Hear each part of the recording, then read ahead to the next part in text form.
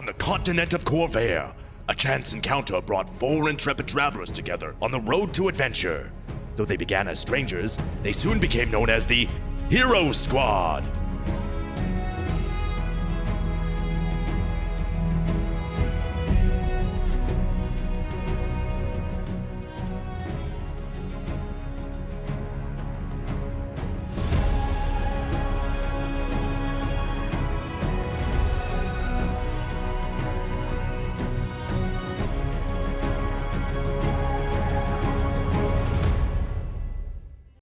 Okay, so we are going to find ourselves back where we left Christina's party, in this sort of cavernous, open mine / camp area, whatever you would call this. Surrounded by these barrels, which you believe to be explosive, and you have some pretty good evidence of that. And yeah. And we had just defeated another one of those big things and the skeleton boy, right? Yes. Okay. Yes. And the big one is blocking the pathway over there because it was way too big to be inside that hallway.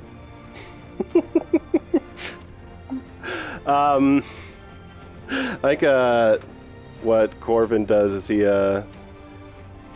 yells out, "Crap! I'm blanking on my familiar's name because it's been 3 weeks." Bagsby. I was going to say Bugsby.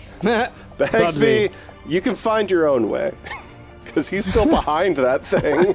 I mean, he could probably squeeze through, right? No, I specifically asked that, and Price was like, "Nah, he's stuck." You just hear a rattly meow. You take that as an affirmation. So, what is exactly in this room? We just know that they were distilling something, right? Yeah, and it seemed to be that they were distilling it into some of these barrels, moving the barrels around, etc. Okay, Can we look into some of these barrels to see what they're distilling? You can. Yeah. Inside. Could I do an some of the investigation or an insight if I would know what this compound is?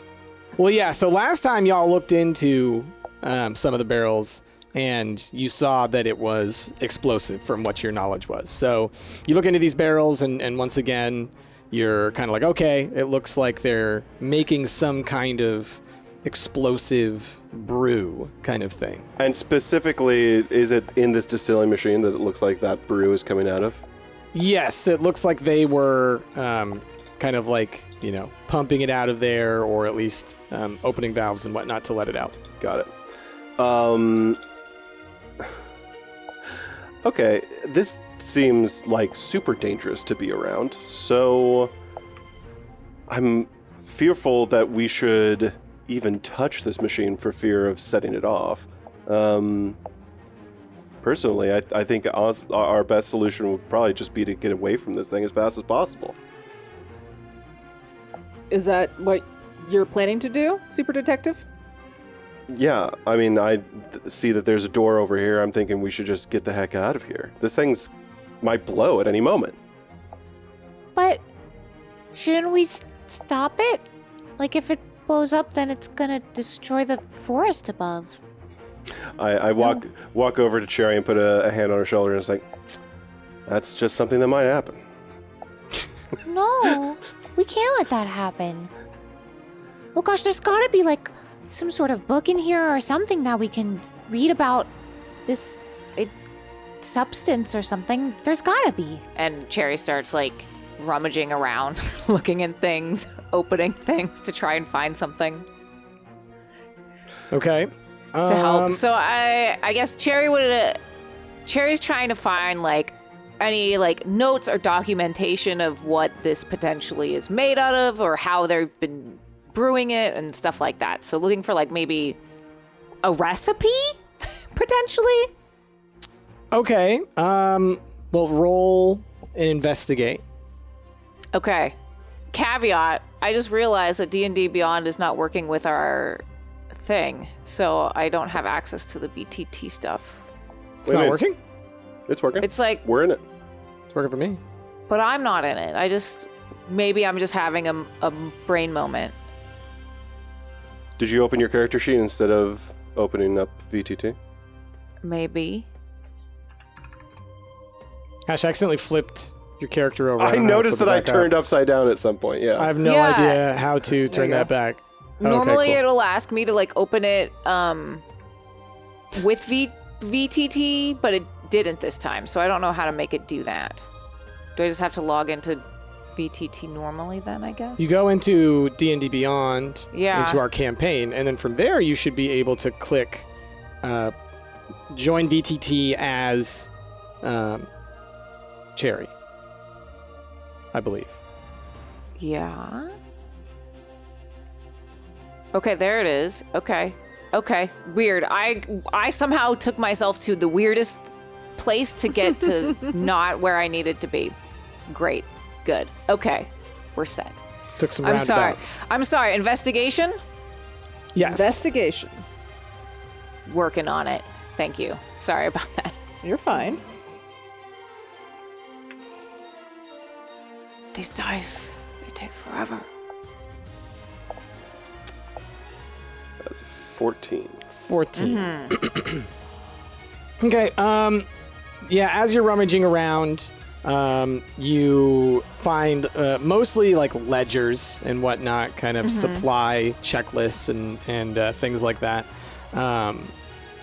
You don't find a recipe, but you are able to kind of discern several of the ingredients that it seems to be that they kind of hoarding. Can I know what those ingredients are? Well, first it's gunpowder. Typical. And yeah, right. And then I'm trying to remember what the stuff is called. The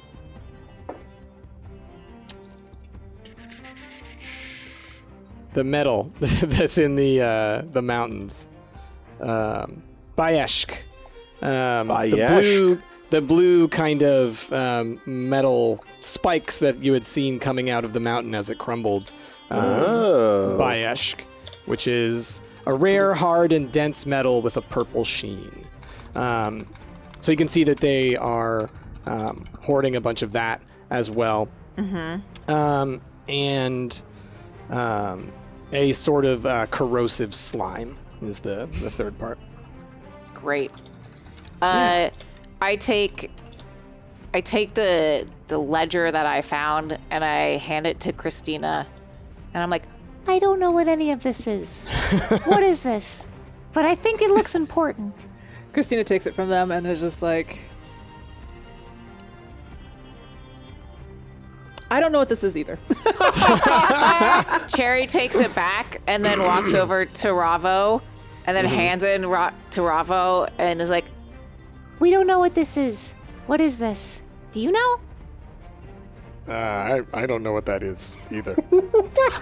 takes it back from Ravo, goes, not reluctantly, but like, goes, Corbin hands it. Okay, none of us know what this is. Do you know what this is?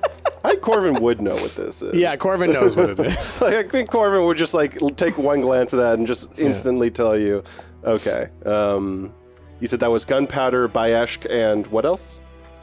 A corrosive slime. A corrosive slime. And a corrosive slime. Boom. That's what that is. Together, quite potent. You definitely wouldn't want to activate the three of those all combined. Okay, well, how do we stop it? How can we take them apart? I guess the question is, I feel like Corvin would potentially know some diffusion of bombs and stuff like that. So would I know, like, if there is a simple way to make, like, the compound inert?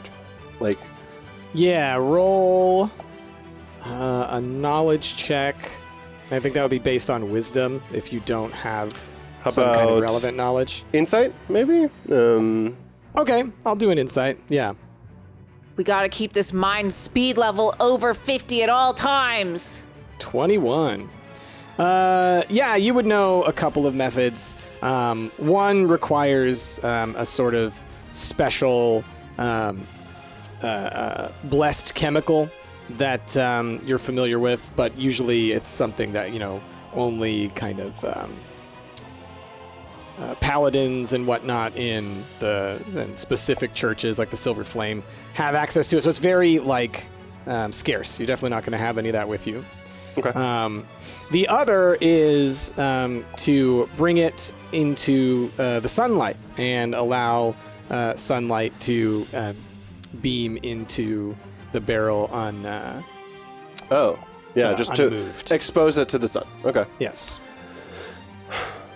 Okay. Well then, I think the simplest way for us to make these explosives inert would just be to expose them to the sunlight. Since we're in a cave, that seems particularly difficult. Cherry, would you have any way of essentially just opening up the cave above us to let light in? Maybe. Let me check.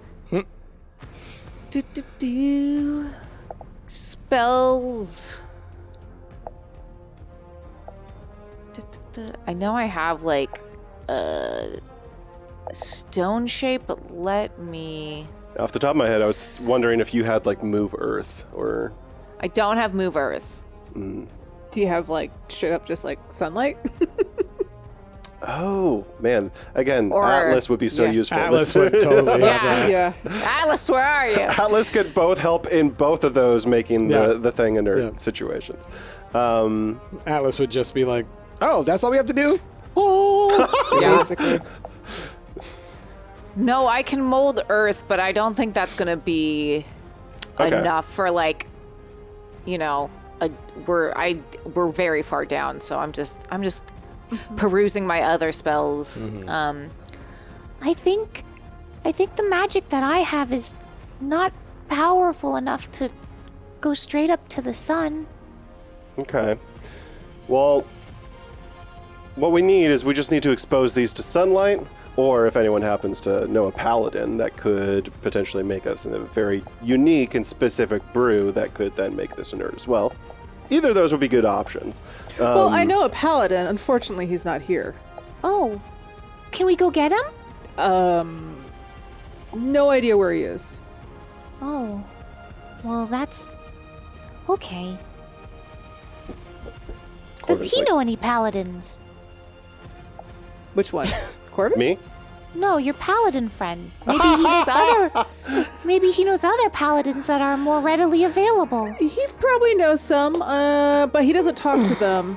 He sort of had a falling out with his family. Oh. Well, how do paladins communicate with each other? Verbally? Maybe. Verbally, mostly. Oh, okay. Well, that might take some time then to find one, huh?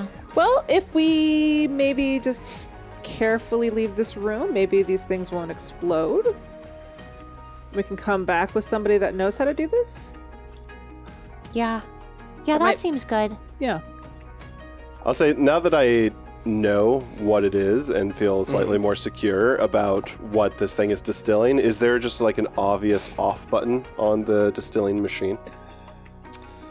Roll a a perception.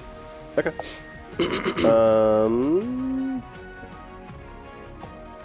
Hey, you wanna roll, bud? What is happening No, right now? definitely not. No roll. Okay. Apologies. Where is my No worries. perception roll? Perception. Am I blind? I see the passive perception thing. It's just not letting me click on it to roll it. Oh, well, you have passive, so you just You have a could- certain amount always. Okay. There is right. a perception roll, Ash. It's on. Where is it? Am I just blind? It's on the whole skills. It's in It's on alphabetical order. So if it's in alphabetical order. There. Wait. Yeah. There it is. Wisdom. There we go.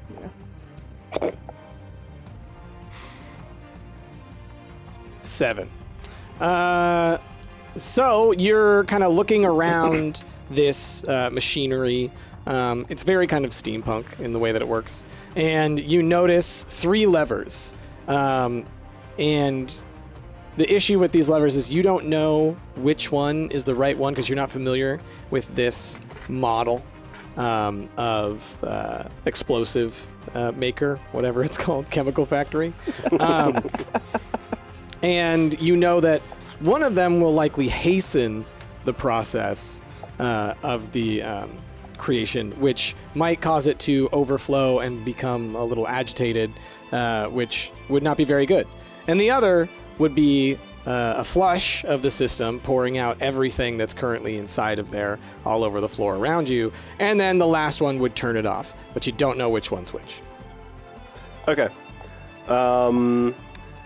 So yeah, y'all, at just like a quick glance, like this machine is obviously making this explosive stuff, but these 3 levers control that, but I'm reluctant to want to touch any of those for fear of just blowing us all up.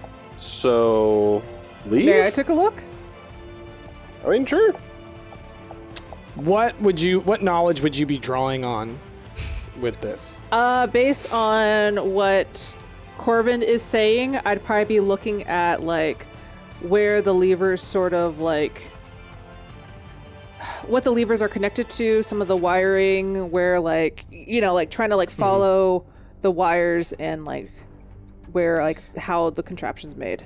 Yeah, so it's all essentially behind a copper plate. So all you see are the levers. There's no wires or lines or anything like that. It's basically just a perfect copper cone. Is there also maybe just anywhere on it like a manual or like letters that's just like an off letter? No, I was going to say, Christina draws upon her knowledge of like riding with our conductor engineer friend for like 3 years and knowing how to repair the ship. No. So I feel like Corvin did a thing where he took a very man look at the thing. Is like, I don't see it, even though it's clearly like right there. Do you know what I mean? Yeah, there's a manual like literally right next to this is how to operate Do explosions. a regular perception. A regular perception? Because I just rolled one. Don't do a man perception. Do a regular perception. But you rolled that before I said, Okay, right? I'll do it again. Okay, basically the same. So you look at the levers and you notice that they're color coded, right? Mm-hmm. One's yellow, one's green, one's red. And you also notice that there's like a little arrow to the left that's like pointing at those levers, and you just kind of go over to the other side, and there's basically different smiley faces corresponding to each of the colors. So one of them's like a kind of face, one of them's like a angry face, and then one of them's kind of a smiling face. So they're color coded, right? Yeah. What's the smiley face color coded to? Green. Green? Okay. I'm looking at this thing. I'm looking at that, and I pull the green lever just to see. Corvin's like, oh my god, what are you doing?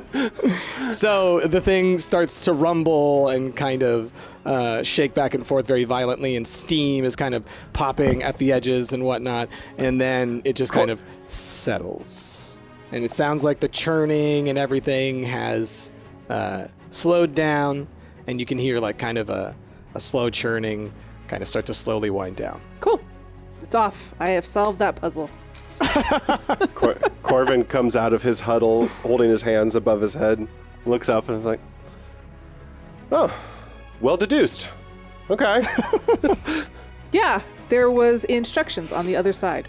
Oh, Oh, that's handy. that seemed impossible to find. Amazing. Okay. Yeah, you were totally like looking like as close as possible. Okay. Well, in terms of us getting rid of those other explosives, it seems like that's not something that's feasible for us to do at the moment. So, should we continue on this hallway and see what lies ahead of us? I mean, we might as well. Yeah. Okay. Yeah. Okay. So, Corvin walks towards, I assume it's this direction? Yes. Okay.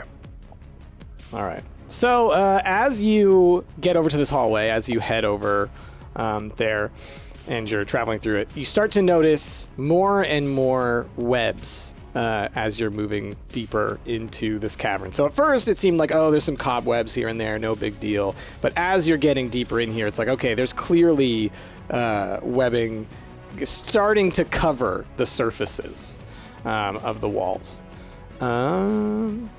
So when you come around the corner, you see... Oh, hold on. Fog. Clear. Hold on. Okay. You see this. So you see another one of the machines. This one with more, like I said, webbing kind of all around it. You don't see any anyone like minding it like you had in the other room. Okay. Well then. And you guys, you're kind of like right here at the edge of the tunnel. Well then, I think I just approach. Okay. Make a. Let's say make a perception check. Let's see here. I mean, this would be passive, right? How do I get my passive bonus? I don't understand how this works in this scenario. It applies to a lot of things. Okay. I'll just throw. In this instance, it's different. Okay. So as you're walking in, you're about to step onto some of the webbing, and then you notice that it's like very tightly strung, and it kind of moves along the wall. And so this is a very different piece of webbing.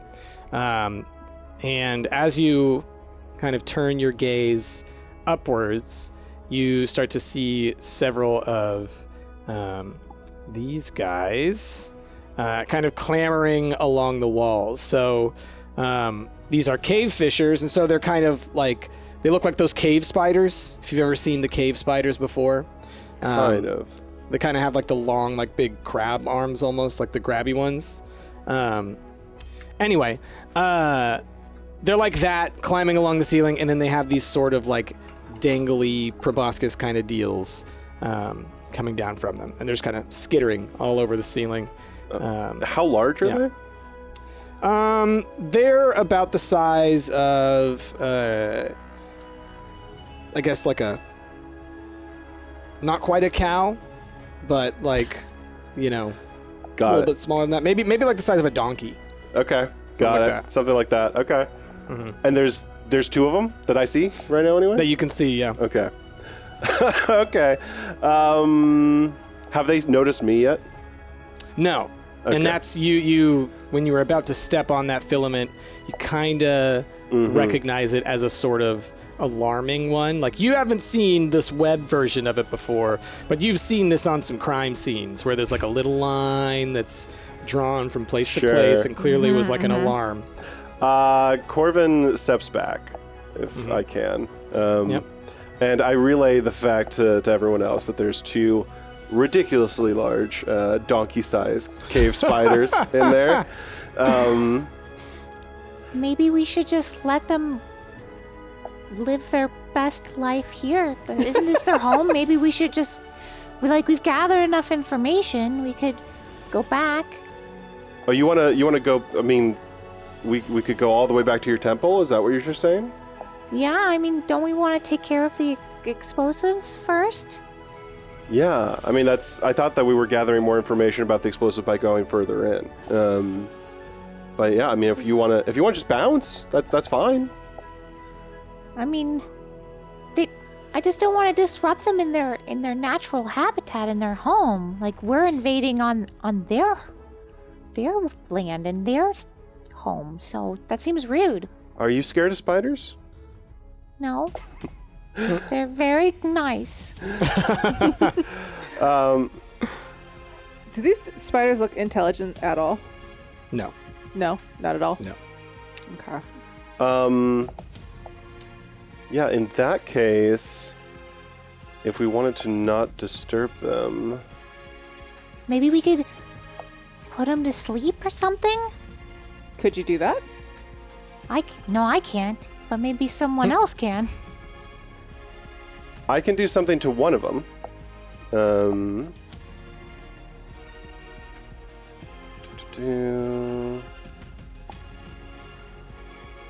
Okay. Yeah, I could essentially charm one of them. Okay. But there's two of them. So Indeed. Christina, Ravo, you got anything about us sneaking past these spiders? Well, I could try to befriend one, but if they're not that intelligent, I don't know if I can. How intelligent do they have to be for you to befriend? Oh, actually, if a beast's intelligence is 4 or higher, the spell fails. Oh, okay, I could probably do it. Yeah, I was gonna say. Yeah. I could try charming one. I mean, if I do it hard enough, I could probably charm both of them. Oh, yeah. Then maybe they'll just let us pass. And then we don't have to kill them unnecessarily. I'm gonna post in our general. Oh, nope, wrong one. That's where I get names from, though.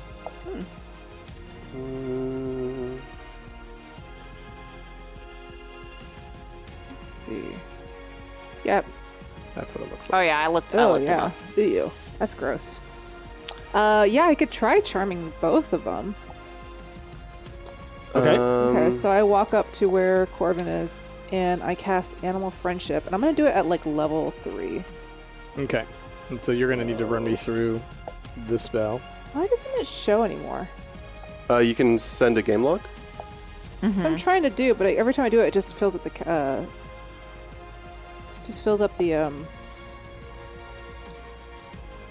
You need to refresh, maybe? Because I know sometimes it does that. Here, you know what? I'm just going to copy and paste. Oh, I can't even copy and paste this. Copy, paste. It's in our general chat. Spell lets you convince a beast that you mean it no harm. Choose a beast that you can see within range. It must hear you. If the beast's intelligence is 4 or higher, the spell fails. Otherwise, the beast must succeed on a wisdom throw and be charmed. And the wisdom saving throw is 15. Okay. So I'm going to do it at level 2. And it's Or still level 15 3. then, right? Yeah, I'm going to do it at level 3. Okay, give me a sec. Okay.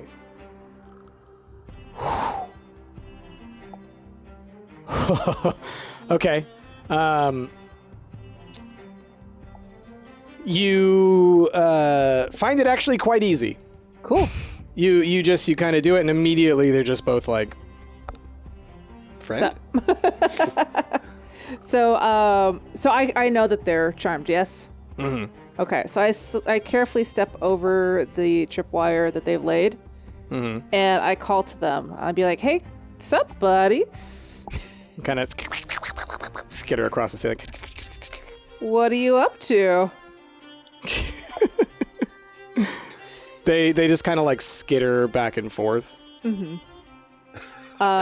Trying to show you what they do, which ain't much. Christina, babies. did it work? Are they friendly? Are you afraid of spiders? No, absolutely, definitely not. But just to confirm, they're friendly. They're good. I sort of pat one. Ooh. Okay, you're good to pet then? You sure about it? I want to pet one. Cherry runs over and pets one. Yep. It kind of like, like a dog kind of shakes its Do body like a little bit. like scritch behind the proboscis. You know. Okay. Oh, they're so cute. Look at them. Yeah, definitely. With all those legs, yeah, super. That's the first adjective that came to my mind. I know. Oh, I'm so happy. Well, thank you. Thank you, little cave dwellers. Spider, what are they called? Cave fishers? Cave fishers. What? Thank you, little cave fishers. We'll be on by now, and you can go back to doing your cave fisher thing. Cave fisher. I look at them. Have you guys eaten yet? They're huge. They ate a whole donkey. Well, maybe they could follow us and eat whatever we come across. Oh God, how long does your spell last? 24 hours. 24 hours. Oh my God. Yeah. So these are our friends. So I kind of walk carefully around, and I just kind They're of following on the ceiling. I come to the edge and I just peer through this hallway just to see if there's anybody up there. Ravo, you can join them on the ceiling. Oh, good. So, That's right. Ravo Can still do Ravo it. still concealing climb? It lasts a whole hour, so I get forgot. Oh man. he's got spider walk. Sure. Ravo's been having just like a little bit of a fun time, but also because you're going through all these tunnels and everything like that, it's like a way to have like more space, you know. He's being considerate. He's got a big old tail, you know, that can be on the ceiling. So he just keeps walking along the ceiling and, you know, he's sort of like, this is really weird. Yeah. The world's upside down and I kind of like it. So you look out here, and you see this big kind of cavernous area. Mm-hmm. And you also see more of the skittering cave fissures all along the ceiling. But now the ceiling's like way far away from you. It's like a big old dome of a cave. Okay. So you can see them moving up there, but you can't really do anything about it. So, they're just kind of all around, you know? Mm-hmm. That's what you see. Okay. Okay, so I don't know if we're gonna get much more information. It looks like it's their nest. Unless you think they were the ones helping make explosives. No, they definitely don't seem intelligent enough to make these explosives. I assume that there's more of these people and these sorry, what was the actual creature that changed into a goblin? What was it called? I think a bear gas. Yeah. Yeah, bear gas. Bear gas and the skeletal creatures. They're the ones making these explosives. And I think they talked about a woman that was controlling them. I think we'll find more answers about who they are further on. So, Indeed. I think we'll also find some more of these spiders further on too, which is just great. Yeah, So- especially if we can make all of them our friends. So this area over here, you can't quite see. It's a little bit higher up. You just see kind of like the outline of it. Are you heading out into the cave itself? Yeah, Or are I'm you sort guys of like hiding? I'm kind of like inching my way, going like just looking to see if I could see anything. I'm also So wondering. maybe roll a like a stealth. Okay, still. Oh, 20. 25. Okay. That's a So, nat yeah, 20. you're- Oh wow. It was a nat Yeah, 20. you are moving silently. No gravel kicking up, no nothing. Your footsteps cannot be heard. Okay. So as you move into there, you can see the rest of this cavern. Oh, come on. I always do this wrong. Square. Fog. Okay. You see Wow. this kind of stuff. Okay. Yeah. So that's pretty much what you see. The bones. And then out on this area, like I said, you can't really see it, but you do like see like a lot of like torchlight and all kinds of like seems like activity up there. That's like the one place where it looks like it's really brightened up. Again, all across the ceiling, everywhere, you see these cave fissures, and what you notice now is, they have those kind of like long proboscis things that they can kind of stick down. And they also have their webbing. And so you see them actually, several of them, dangling some of those barrels and kind of pulling them up onto the cavern ceiling and kind of webbing them to the top of it. Interesting. Does it seem like that's been done? Is there anything else besides the barrels? Like, does it seem like they're pulling up anything that's sort of like loose on the ground? No, not much else. I mean, you do see some other shapes and whatnot up in there, but nothing that you can really tell is different in any way. So it seems like they're deliberately raising the barrels up towards the ceiling. Yeah. Oh no. And as you look up towards the ceiling as well, kind of where the webbing kind of comes together at the tip of the dome, essentially, you do see like a little kind of a yellowish glow there as well. Oh. So like a little bit of maybe sunlight just breaking out right there? Could be. Okay. Or something glowing. Some kind of light emittance. Emission? Emission's the word. Okay. Christina, can you ask your friends if they know what their other friends are doing? I was actually just thinking about that. Hear me out. Okay. I have a potion of invisibility. I have no idea where I got this from, but I've had it in my backpack for a while. Okay. I kind of want to pop it, and I kind of want to ride one of my skittering friends because it's the side of a donkey, right? Yeah. Yeah. I want to Let me get close check enough it. to a couple more of these to befriend them. I think when you look at them, they're the size of a donkey in terms of their like kind of length and whatnot, but they don't look like they could hold your weight. Okay. It's just like you can tell that. Like it's not something Okay. you have to try. I thought they were bigger. Okay. But I could still try to befriend a couple more. You know what of you could do, these. Jess? You can fly. You could That's fly. also true. I also forgot I could fly. Ravo can skitter on the ceiling as well. It's true. Yeah, but Ravo is probably not strong enough to carry me. No, but Ravo could at least do what you want himself. I can also carry you in my arms. I mean, Ravo, please. listen. There's a line for that, okay? All of us are waiting. Christina, I could make you crawl on the ceiling too. You can? Oh, you can. Yes. Yeah, I can do that since I made Ravo do it. Let's go. Would that Let's go. that help? Let's go. Okay, so this is a concentration. So as soon as you do it, Ravo kind of falls to the ground because I lose warned- concentration on yeah. that spell. Yeah, no, I guess no. Cherry is pretty aloof, so she wouldn't. Yeah. They wouldn't say that. Ravo. And then I cast Spider Climb on Christina. Awesome. that That lasts an hour. I don't need to say that in Cherry's Okay. voice. So That's not good. I still want to do what I want to do. I want to take the potion and become invisible. And then what I want to do is I want to get close enough where I could see more of these guys. So yeah, I have one charge of this potion. Okay. I have no idea where I got this from. And how long does it last? Do you know? Let's see. It lasts for 1 hour. Yeah. Okay. Anything Same as where this- carries invisible with you, the effect ends if I attack or cast a spell. Gotcha. Same So- as a spider climb, so you're gonna fall and appear at the same time. So wait, if I cast a spell?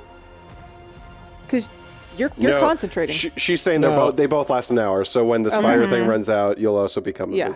visible. All right, so I sort of scamper up the wall and I start climbing on the ceiling. And then as I get closer, I kind of want to get like, maybe like around here-ish, Okay. carefully. All right. So as you get up above that upper area, you see a bunch more stuff over Oh there. my gosh. You see a big old rock here. Hold on. Or shape. Draw. And okay. So you see a sort of shape there. It's kind of dark around it, but just sort of like stuck there in the middle. You see a couple more of these guys, these whites, kind of walking back and forth across these areas as well. So every now and then you see one of them. And you also see in the back a cage with this character in there. And yeah, so that's what you see up there. You also, like I said, is kind of lit up more, and you see some of the barrels around and whatnot. But there's also seems to be sort of like more like tables and books and everything like that. Like this is a more kind of trafficked area. Okay. It's a lot more stuff. Sorry, the figure in the back. What was his deal? He's in a cage. He's in a cage. Okay. What's his deal? He's What's his been deal? kidnapped.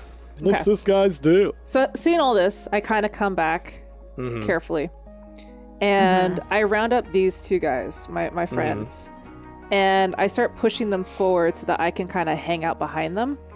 Okay. In case things go wrong, I want at least to be able to hide Okay. a little bit, you know? Yeah. Okay. So I'm pushing these guys forward.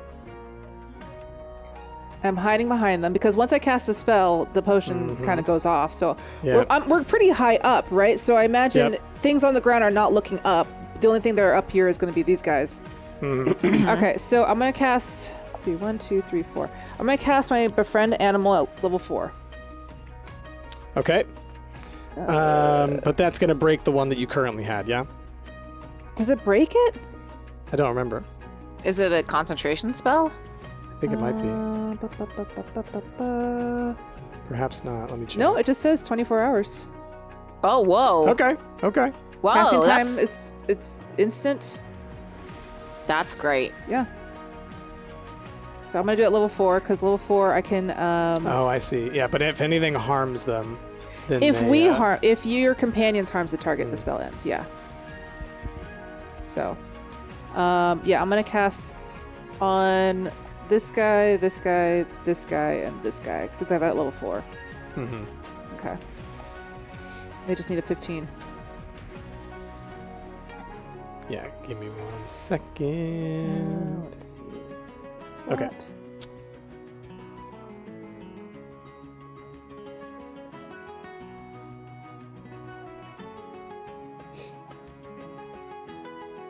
Do-do.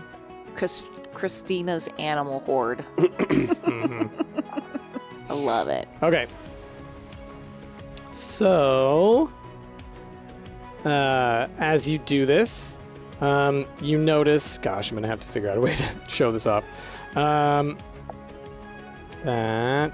Let's see. All right, we're gonna do a little bit of magic here. I'm so excited for magic. I'm gonna try to. Let us throw that on. Cool. Whoa, look at They are that. charmed. They are Sweet, charmed. except for this guy, right? Except for that guy in the back. Okay. Look at all those friends. Yeah. They're so cute. Now, the thing is, like, they're friendly, but that doesn't mean they necessarily, you're not, like, ordering them around. No, necessarily. no, They're no. not companions. No. They just aren't aggressive towards you. Yeah, I'm just trying to get them away. I'm trying to get them like Fair enough. you know, just to keep them out of the way. So Okay. I go, hey friends, come this way, and I'm I like just realized- slowly My hurrying babies. these guys Okay. backwards. I just realized they basically look like drones for the Zerg in Stumpt. Hell yeah, That's what let's they look go. like. Okay, so you're just bringing them all into this room? Yeah, just We for right can now. we can Zerg rush them. I mean, I could try to convince them to attack, but like once they get hurt, then we lose the charm. Yeah. So I'm just kind of hoarding them back here. Okay. And then we just leave with our new friends. I come back and from the wall and I sort of skitter back down and I'm like, hey, Corvin, got you more friends. What? No. Oh, that's nice. That's great. That's a nice thing to have. I'm so glad we got so many friends. That's a great, honestly, great leadership there, Christina. Great work that you've done. So there's a lot less now in that room, so we could go in there and probably like Chairs like clapping. stomp on the other ones. Also, Stomp there's like them. a dude in a cage, and I have no idea what's going on. Wait, there's someone in a cage over there? Mm-hmm. That doesn't seem good. No, not at all. I'm trying to add a character. I'm trying to remember when we ended the last session, I was transformed as a goblin, and I believe I did the entirety of the final fight as Corvin as that goblin still. Am I still that goblin? No, Okay. you are not that goblin. The moment you saw a spider and it scared you, you jumped it. That's fine. Love it. Just like, ah! And you're just like suddenly taller.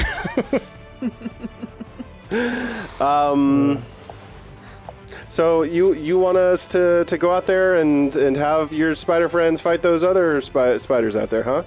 I mean, we could definitely do that, but, you know, it might ruin the charm that's on them. So I think it's just safer to have them sit here.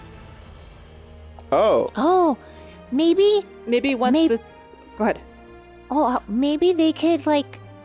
Because they actually can make webs, right? Sorry, out of character. Yeah. Okay. Maybe they can, like, web up all the barrels in the other room so that no one's gonna take them away and use them to do bad things. That's a good idea. Let's do that. Yeah, that way they can sort of, like, be out of the way, but they won't die, and they'll be helping us. Mm-hmm. Yeah. Okay. Sure. Come, my friends. Oh, give way. Yeah, there you go. All right. Yeah, give way, exactly. Give way. I come in here and goodness. I sort of like point at the barrels and I'm like trying to do gestures of like web. I even grab like some web off the wall and like wrap it around a barrel to see if they can figure out what I want. Animal handling? Sure. Boop. Or animal 12. husbandry, whatever it is. 12. Make those animals your husbands. Yeah, so you see them kind of like skittering around and whatnot, and like they'll, a couple of them like will pick up a barrel and kind of like move it over a little bit, and then one on the ceiling is kind of skittering back and forth, and then every now and then it drops like a little thread down and kind of pulls one up. So a couple of them are doing it, the others just seem bored. So one of them actually just kind of skitters off this way, and you know, you don't see that one anymore. Yeah, it's fine. And then, yeah, a couple of them are just kind of like hanging out, you know, not doing much. Okay. One of them's sleeping. See the Z's coming up, little bubbles. Oh, working hard or hardly working, am I right, cave fishers? All right, well, yeah. that takes care of those ones. As for the rest of these guys, we could probably just go. There's not that many in there. There was definitely one more of these cave spiders that I didn't see or I didn't get, but there's also like two more on the ground, including one of those like ghoul guys just sort of hanging out. Ghoul guys? Ghoul guys. Oh, those are the ones that attacked us, right? Mm-hmm. Them cool ghouls. Well, maybe they won't attack us this time? I mean, we could... I think they're going to attack us. Okay. But there's a lot less that's going to attack us. That's good. Um... Do we just go in there then? Yeah, you just rushing in? What you doing? Maybe we could distract him, because this is a really large room. How are you going to do that? What if you fly above them, Corvin? You have wings, right? You're a bird. That's... I'm not... with the webs and the possibility of the other spider... Let's not go with that plan. I love the idea of you being terrified of your wings touching the webs. Yeah. Like you're just kind of like... Also, Kenkus can't fly. Yeah, I actually think Kenkos cannot fly. Yeah. Would you be like self-conscious about that? Probably. That's probably why he's like, He's like, Like literally everyone else in the party, or so many other people in our parties can fly. But no, I don't think I actually would be self-conscious about it. I think that like most people would know, Kenkus just can't fly. But okay, so I'm just trying to think here. I could cause a distraction potentially that would cause them all to go off to like an opposite walkway with a spell called Silent Image. ooh. Okay. But I'm just trying to think what help that would be. And if we'd be better off just sort of neutralizing them now. Thoughts? Christina? I mean, there's a dude in a cage. Yeah? Why is he in a cage? Yeah. We need to get to the bottom of that. Do you think he's like one of them, that he like betrayed them? Or what? Well, I can interrogate him once we get close to him. But Okay, well then you cast like a weird like fog where you were able to like hypnotize them. Can you do that again? Not hypnotized, but I can detect thoughts. You're useless. All right. I guess we could just try sneaking in there and just getting the better of them. Okay, you want us to just sort of like sneak behind? Because like we could. Okay, I mean if you want to just sneak in there and then attack them, that's fine too. I think that's like the only way we could do it. Okay, so we're just going to try to sneak in towards that main platform. Yeah, because these guys are on the ground, right? These two? Yes. Okay, and then there's that guy in the cage. There's one more of those cave guys, and then there's a white somewhere around here. Yeah, there's not that many in here, so I guess we could just sneak in and try to, like, take some of them out? Okay. All right. So, what you're trying to stealth your way up there, or what are you? I'm just stealthing back What's your into goal? the okay. I think we just go in. You just rush in and attack. Listen, Well, not rush in, but like sneak in and just like pick them off. Okay.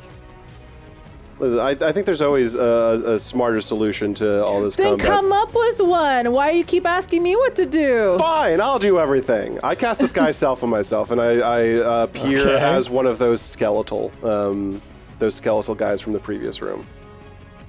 Oh, one of the whites. Yeah. Okay. So you walk your way up there. What's the saving throw on that, or the CR? To discern if you are disguised as a creature, you can use an action to inspect your appearance.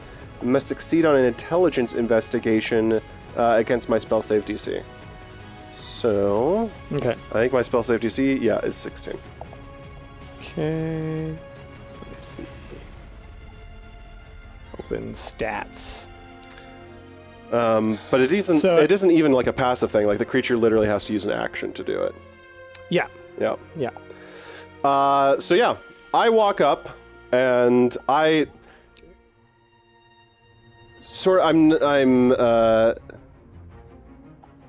initially in my mimicry voice, I'm mimicking the other white that I believe at one point said, "What are you doing here?" Okay. Yeah. You say that to. I say that sort of just generally to the room, right? Because as I walk in, I only see spiders, right? Mm-hmm. Yeah. So,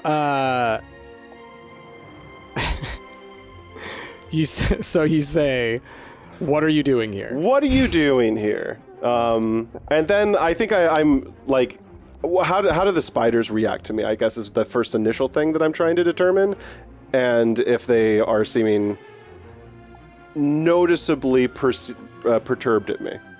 Yeah, this one right here is like kind of turns and then is not bothered. Mm-hmm. This one kind of charges at you a little bit, and it's clearly like a little annoyed or angry, and so it starts chittering at you and kind of like essentially being aggressive towards you to like move away, get away kind of thing. I cast Friends on him. Okay. Give me a second. Can you cast friends on beasts Doesn't That's say what that or I can't. animals? I'm gonna find out. Let's see. Okay. Just as one creature of your choice that That's isn't a hostile. creature.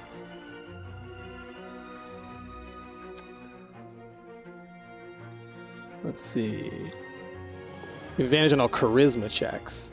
So I'm about to, again, repeating the exact same conversation the previous white had towards me in the other room, say essentially to him, "You're not supposed to be here. You're supposed to go down that tunnel." You say it to. The one that was sort That of... one? Yeah, the one that was kind of charging towards me. All right, give me 1 second.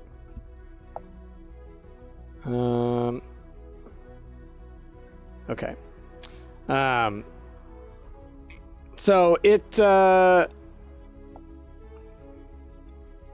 kind of it looks at you annoyed again, and it starts again like kind of chittering at you and everything like that. It seems like you did not, you were not convincing, and now it's more annoyed and starts kind of poking at you like this.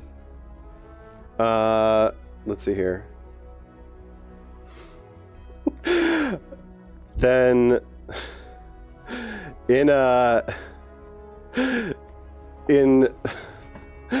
complete completely other direction, then I'm going to reach into my own inventory and pull out one of my rations of food. Oh my Okay. God. And wave it in front of him and throw it sort of just over the cliff that was behind him and be like, repeating again, go that way. Okay. So you throw this like meat or whatever off in that direction, and it kind of looks, and then it looks back at you, and it starts making noises again, but you can tell that it's clearly like trying to speak to you. And Can I let's see here? Can I detect thoughts on him? Jeez, why you gotta use these spells that are like a flippin' page long? I know. Oh man. To read the duration of the creatures. You So cast this spell. you can just listen to his thoughts basically. Yeah, if the creature has an intelligence of 3 or lower, then it doesn't speak in any kind of language. I can just sort of... It's unaffected, is what it says. Yeah. If it's 3 or lower, but this guy's not 3 or lower. Okay. Okay, and there's no save against this. There's a wisdom save of 16. Wisdom save. There we go. Let me roll that. Ooh, almost, but no. Okay. So yeah, as you attempt to listen to its thoughts, I assume that the language that you hear is a language that you can understand. That's sort of what the spell seems to indicate. Okay. So you can tell, like, it's got full complex thought like you do, and it's quite annoyed with you, and to the point where you can tell that it's about to hit you because it doesn't understand why you're behaving the way you are, and the fact that you're not speaking in like full sentences and whatnot is making it clear that something's wrong. And yeah. Can I sort of tell that it's used to seeing sort of skeletal dudes like me, like speaking with it, and that's... I mean, well, because you don't get to like search through their brain, No, right? It's no, just no. what they're Just- thinking about. Yeah. Okay. Yeah, so I mean, you would probably notice that it's not like, doesn't seem like it's a novel thought. Like he's not like confused by there being one, just confused by how you're behaving. I'm going to try to, Okay. again, reach back into my memory and try to repeat Alright. some of the conversation that the skeletal guy had with the orc guy. Yeah, as you do that, roll initiative. Okay. Christina, what is he doing? He's not doing great. It doesn't look like it. No, I think he's about to get punched by the spider. Oh no. Okay, what did you... Okay. We should probably help him. Okay. Wow, a 23. All right, so before anything else happens, this critter swings at you, and it's just one little, like, kind of like a little kind of swipe, kind of like maybe it's trying to smack you, like smack some sense into you, essentially. What's your AC at? My AC... Hold on. How long does this last? Because I had casted Mage Armor on myself previously, which gives me... That lasts for 8 hours. Awesome. Yeah, my AC is at 15 now. Okay. So yeah, he kind of smacks you in the face and does like 4 damage. Like you actually feel it. And I think, does that knock you out of your disguise? It may. Well, let's see. Discern disguise. Let's see here. Does it say anything about taking damage?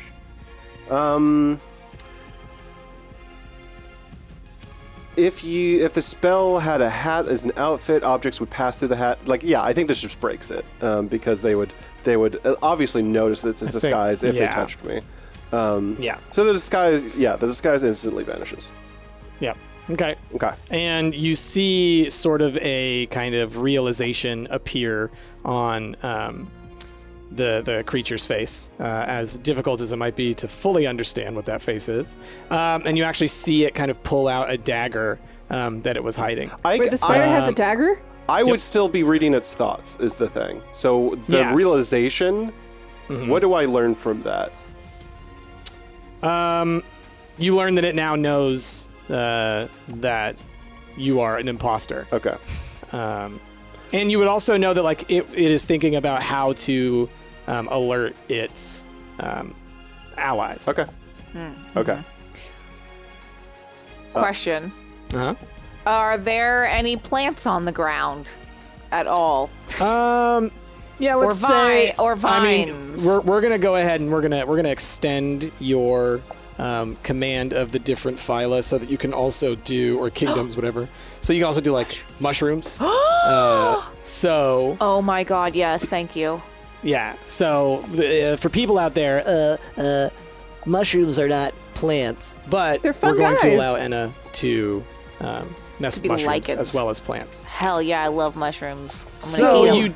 you do see several kind of patches of mushrooms kind of like tucked away here and there, and even some like on the stalactites, there's sort of like slime mold that kind of like drips okay. off of it. Okay. Yeah. Whenever, I guess for initiative reasons, Cherry would like to cast Entangle on Okay. the whites. So what we're gonna do is y'all all roll initiative, but you're not going to go until after the next turn of the creature. Makes sense. So it's gonna like loop around again. 21. So Ash, what are you doing as Corbin? Okay. So now me. Let me open up my sheet again. A 0? Is that possible? Oh, I get because he has negative dex.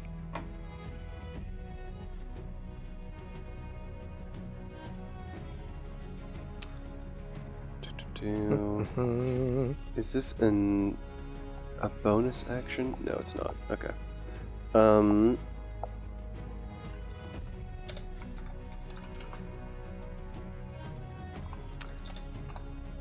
Hold on. Where is everyone? And how big is this?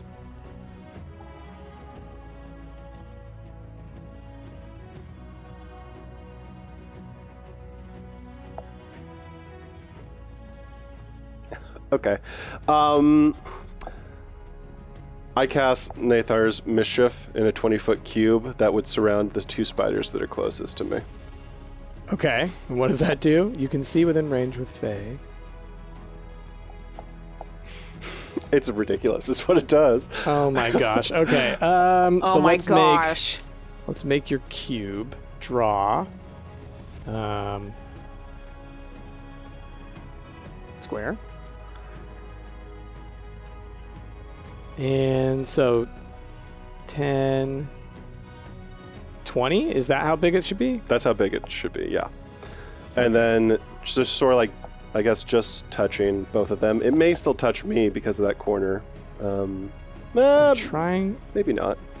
to select it and I can't. So let me try that again. We're gonna clear that. That's a drawing, that's why. Oh, okay. Just Oh, you know what? I those. might be able to just, I thought that they added an ability for me to add, like a range thing. Oh, yeah, there Boom. you go. All right, hold on. That's how big it is? That's way bigger than 20 feet, right? Oh, no, because each of these cubes is 5 feet. So that's how big it is. Damn. Shouldn't it be? That's a 25er, right? Or I guess the squares on our map are just too small. That's the real issue. Okay. Like you can see that your tokens are way bigger than the squares. Well, Price, that's fine. If you want to adjust it, that's fine. Because now I forgot that they added this. There's like on our spells. There's for everyone else. There's cones and there's cubes and stuff. For if you have areas of effect, you can just click on that and drop it on the map. Yeah. Oh wow, that's nice. Oh, did I accidentally click on something? Did I change mine to a thing? I'm sorry. It's not letting me actually right now. Let me put my cube back in. Oh. When I select cone, it or square, What is happening? Oh my kicks gosh. me out of it. There's a bunch of... Oh, the joys of technology. There's a lot happening. Oh, there's a There bunch is a of lot happening. squares over here. Okay. I'm deleting all these. Okay. Bryce, I'll let you take control here. We'll just use your big one there. Okay. And then the rest of them don't exist. Okay. Is that all of them? Yeah, that's it. So I'm gonna just do it right in front of me no, like that. There's another one over here. Hold on. Get out of here. Okay. So what is this doing? Okay, so let's find out. I need to roll a 1d4. Okay. That is a 2. What does the 2 do? Okay. Bouquets of flowers appear on the ground, and each it's perfect for creature Anna. in the cube yeah. must succeed on a dex saving throw or be blinded until the start of your next turn as the flowers spray water in their faces. They spray water in their faces. This is like those clown flowers. Yeah. Are they real flowers or are they just like clown flowers? Like, is the stuff that you make an illusion or is it real? This is an illusion spell, illusion. so Yeah. Okay. yeah. So they're not like plants that Cherry could control, I'm going to assume. So you said a dex? Yeah, here we go. And what was the difficulty on the dex? The dex is going to be... Is that just based off of my spell save, DC? It doesn't matter. It doesn't matter. So they both failed.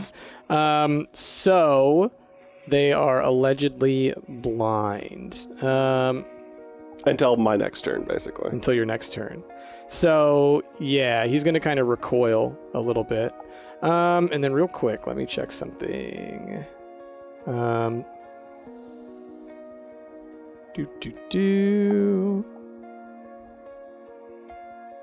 Okay. Got lucky on that one. So yeah, so they're all goofed like that. The first one that you messed with, he sort of recoils away. They both do, they're just kind of like flailing around a little bit, Okay. trying to figure things out. And then Christina, we'll start with you now. Okay. We'll go through everybody, and then we'll do the regular rotation. So seeing that they're obviously been incapacitated and blinded, I'll take this opportunity to like sort of run in. Let's see. So I was like right here. 5, 10, 15, 20. Okay, I'm gonna get like right next to Ravo, or not Ravo, Corvin, and I'm just gonna like shoot one with my crossbow. Oh, okay. Boop. I'm gonna shoot the closest one. Okay. Ooh. 13 to hit. What'd you do? No, that's not gonna hit. Oh, that was to Okay. hit. Sorry, I thought that was damage. Because I can do 2 attacks. I'm gonna do it one more Yep. time. Yep, go for it. Bard College, 18. That'll hit. All right, and okay. 1. Okay, I do 4 damage to it. So I'm gonna yeah. attack this guy right here that's closest to me. Oh, that one? Yeah. Okay. Give me a sec. Let me change the HP. Oh, what the heck. All right, cool. It rhymed. Cherry. Okay. Cherry, you up. Okay. So, would I know that they're sort of blinded? Yeah. Okay. You would see clown flowers squirting water in you'd their be faces. like, Could you imagine just you'd be so excited about the flowers. Yeah, it's an array of emotions. Yeah. Cherry's Yeah. really happy, and then confused, and then then it's the excited. meme with Yeah, like exactly, the the meme. numbers everywhere. Okay, so I think I was gonna cast Entangle, but seeing that they are already sort of stunned, I am just going to cast Thorn Whip. Okay. Which is 30 feet. So let me just boop, boop, boop, boop, get a little bit closer, and I'll attack the one that Christina already attacked. So let me try and do that.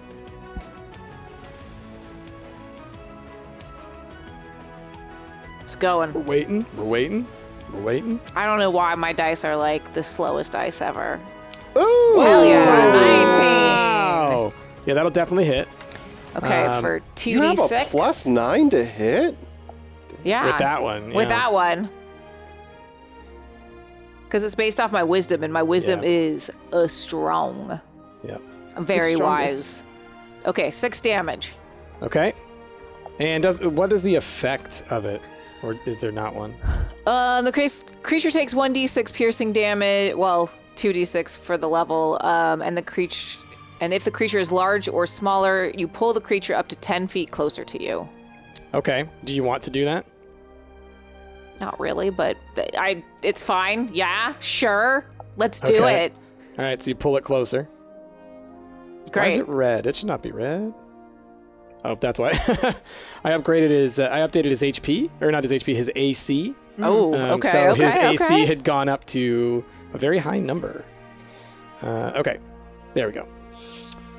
And then I'm just gonna use. I guess is that thing close enough that I'm technically now engaged with it? We're gonna get married. It's fine. Well, you already used your ability, right? Or is Right. Vine Whip a cantrip? Vine Whip is a cantrip. Oh wait, no. So a cantrip you can do infinitely, but it still is an action. That's right. Yeah. So you would be in combat range, but or attack Okay. range, but you don't have an attack left on this turn. Yeah. That's fine. I was gonna see if I. Oh yeah, I already moved. Never mind. I'm done. I've done my things. Move on. Okay. Corvin. Is it not Ravo? Is Ravo gonna... Ravo's after Corvin on my list. Okay. Bravo's just hanging out back there. Yep. Let me just see here real quick. What? All right. While you figure that out, I'll be right back.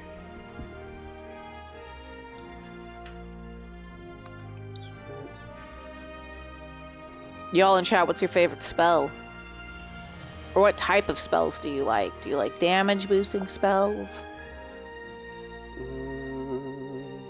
you like illusion spells?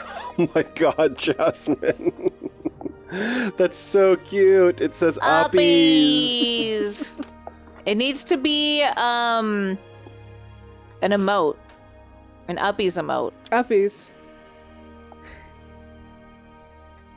We needed that emote when we were playing Resident Evil 8. Yeah, we did. Healing spells. Yeah.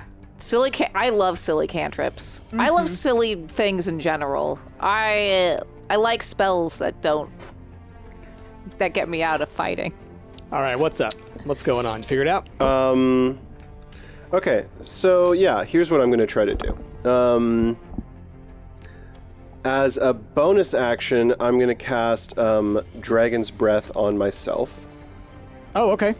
So I'll just put that in chat real quick.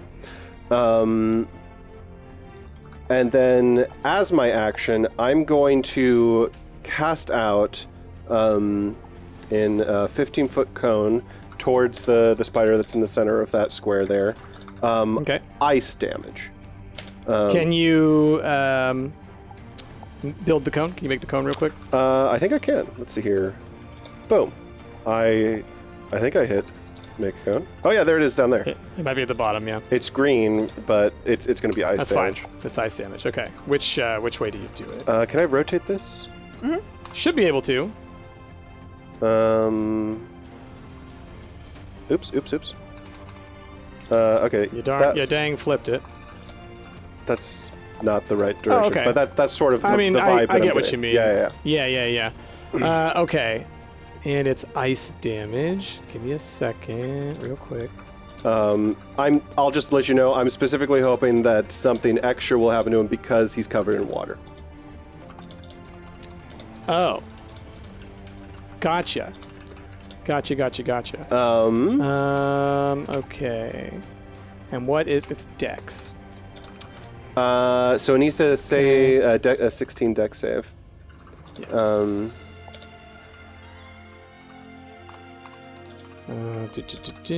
Stat block. Sorry, I have a couple of things I'm doing here.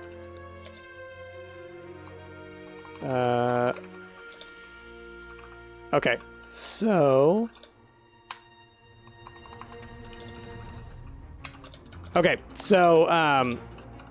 he did succeed, so we do half of 3d6, right? It's going to be 4d6 because I'm going to cast 46. it. Yep. All right, so go ahead and cast it, and then we'll do half. Okay. Let's go. Or actually, it says. Why does it say 5d6? Actually. Well, if you have 5, use 5. I'm not going to stop. Okay. Split in half, anyways. For whatever reason, D&D Beyond, for me on the 4th level, it says that it's 5d6. So I'm gonna click that. Yeah, then it knows. Not a great number. So you do like 7 damage. Yeah. Dang. Okay. That work? Oh, cool. Okay. So then Ravo runs up, still on the ceiling. But I don't know if he can get all the way into combat now. So he's just going to kind of run up to here, and he sort of drops down safely. Oh, hey, it's 2 o'clock. I thought he was off the ceiling. Oh, that's right. He fell. Right. Yeah. He You fell. made him fall. I You did made make him fall. So He instead, hurt his yeah, bum. he runs up here and kind of squeezes by Cherry and is there. Okay. That's right. Thanks for reminding me of that. All right. So back around to this guy. He's really annoyed. Also, this cave fisher is now moving into play over here. Okay. Oh, wow. So this guy kind of rears up. Oh, they're not blind anymore, right? Or do I have to roll something for that? Let me see. I thought that does that I thought I just said after your next turn. It's only blinded until after my next turn. How long does the actual cube stay around, though? Nathlier's Mischief. Up to 1 minute. Oh, that stays on for a while. Which is a Yeah. few turns, yeah. 10 turns. So then I'm guessing that, so it says they're blind until the end of your turn. Oh, but the bouquet of flowers are still there. I got you. Yeah, the bouquet of flowers are still there, and I think that they still need to try to, what is it? They need to save... Dex. A dex. So that's what Yeah, it is. essentially, Okay. when they enter that cube, they need a dex save. Yeah. Okay. So... Nope. Still blinded. But the other one is actually outside of it. So Christina, what you got? Okay, so Cherry pulled up this one next to me, so I'm gonna turn to this one, and I'm just gonna give it a good old whack with my scimitar. Good old thwack. Good old thwackin'. That's called teamwork. Okay. It's a Go dirty ahead and 20. Roll it. Yeah, that'll hit. Yeah. A dirty 20. There you go, 6, and then I'm gonna do it one more time. Okay. It's the same one. Yeah. It's Wow. Okay. Nice. all right. So All yeah. right. I So give it- 13. So basically, and I'm just kind of like wha wha, Okay. Hua hua. thwack and a thwonk, A thwack and a thwonk. and I kick it, and I go hiya. Hiya, frog. Hold on. It's not letting me update the HP right now. Like, it lets you... Nope. It lets you, like, update it on the red bar. Like you can click on the red bar and try and update it there, but it only like works half the time. So I have to like go into the character and then do it there, and then it works. Okay, so yeah, you hit it pretty hard. You slash at it. It kind of rears back a little bit, annoyed. The cave fisher will start on the next turn. It just walked into position here. It's on the ceiling, so it's above your cube. It's not affected by your cube. And so this guy that you just attacked, he's no longer blind. And he is going to, let's see.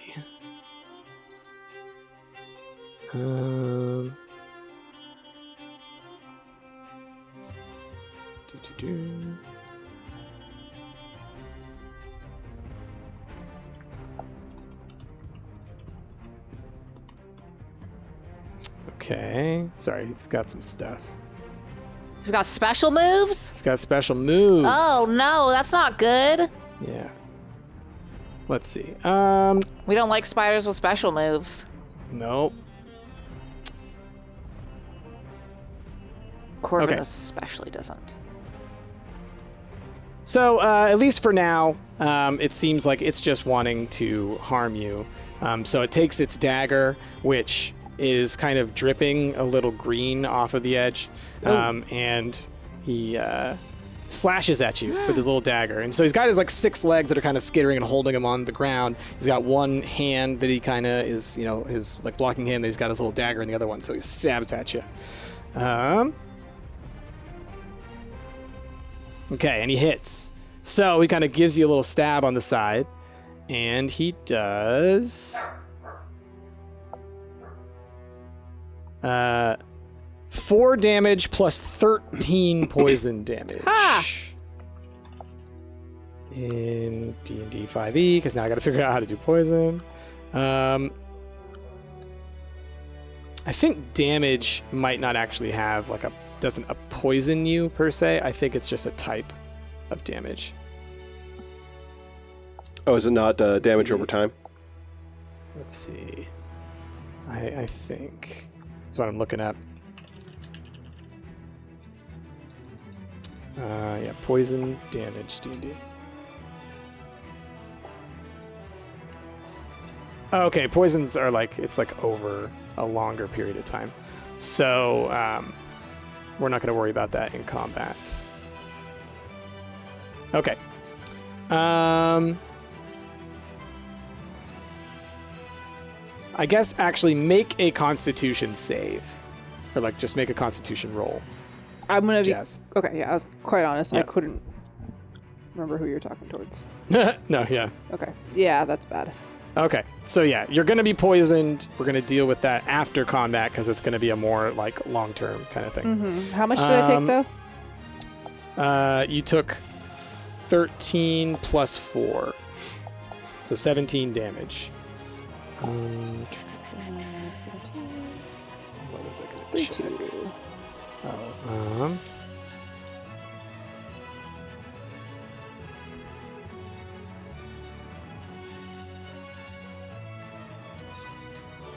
okay.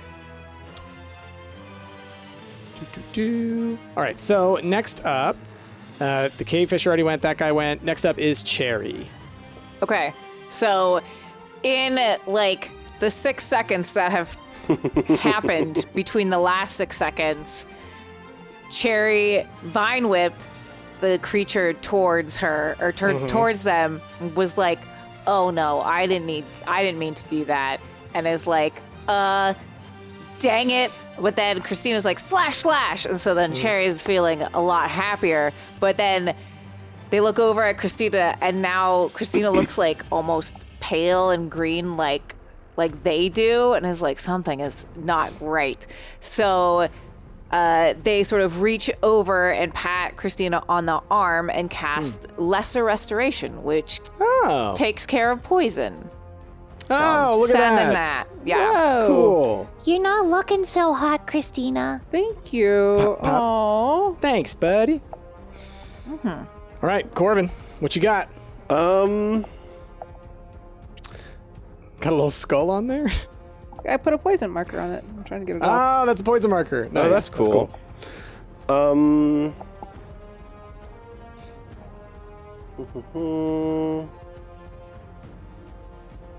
Do something cool, detective.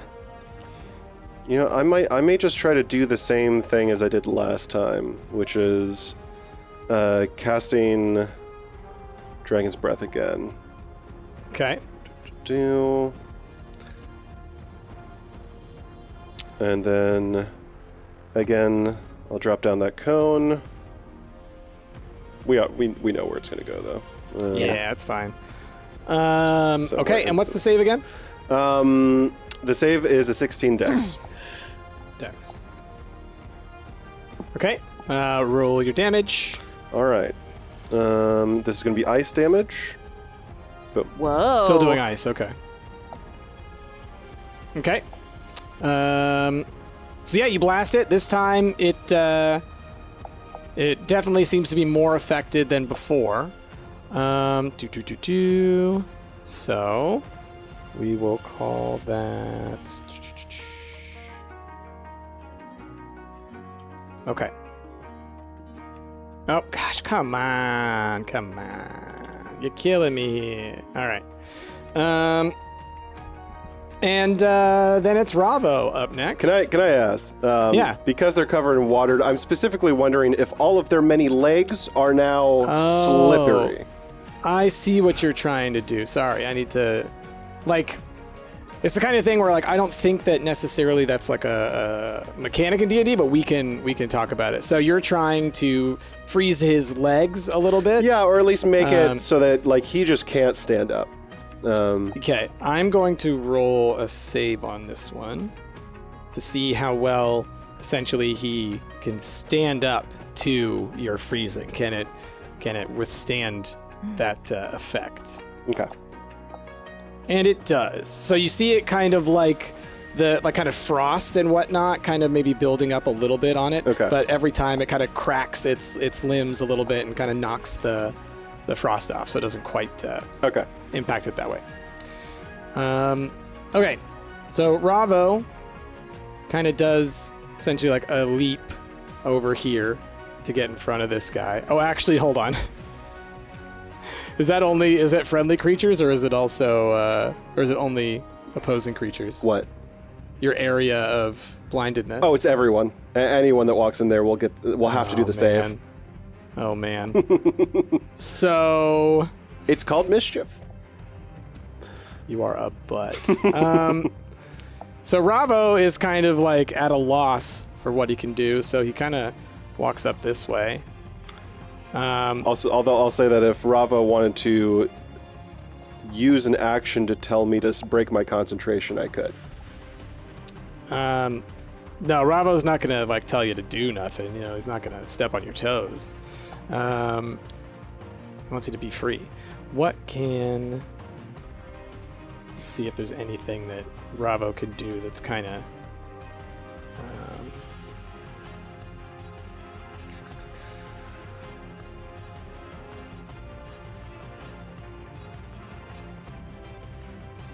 Okay. Well, Ravo, knowing that he can't really jump in there, takes a page out of Corvin's book and decides to cast Fire Breath as well. Oh. Or a Dragon's Breath, which is Fire Breath from Ravo. And so we are going to do kind of the same thing. Well, Dragon's Breath is what I have too, and you can choose the damage. You can choose what kind of damage it is. I don't think Ravo can. I think it's because it's a feature of his. Got it. His race. Got it. Hold on. So yeah, it's only fire. 8 plus con. Okay.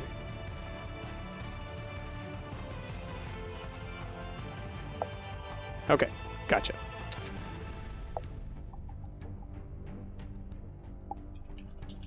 So is Ravo going to move at an angle where he's not going to breathe fire over us? Correct. Okay. So we are going to, let's close that. Okay. Yeah, so Ravo kind of breathes fire in that direction, and you see it, hit the currently very cold and now very warm creature, and hits him pretty good. There you go. Yeah, it seems like the creature is kind of like skittering a little bit. It's pretty annoyed. Okay. It's going to roll its dex save again to try and be not blind. See how that works out. Finally, unblinded. Now this creature is very annoyed. It is going to be no longer blinded. And charges straight at Christina. Because you are the closest. And it similarly goes to stab you with its dagger. That's not good. Nope. But critically fails. Because the ice, it was too slippery. Yeah, exactly. So as it was running over, it slipped a little bit on the ground because all the ice that had formed rapidly melted when the fire came, and so it was like super slick right there with kind of a slushiness going on, and yeah, it just does like a almost cartoony like whoop, whoop, whoop, whoop, whoop, whoop, it just like falls on its back, and it takes.